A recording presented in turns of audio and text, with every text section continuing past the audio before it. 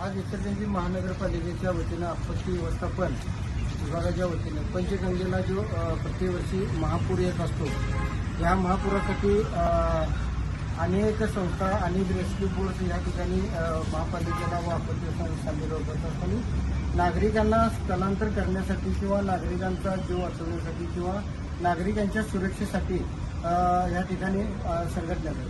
पण आज या ठिकाणी एक आगळा आणि वेगळा या ठिकाणी आज या ठिकाणी ट्रेनिंग घेण्यात.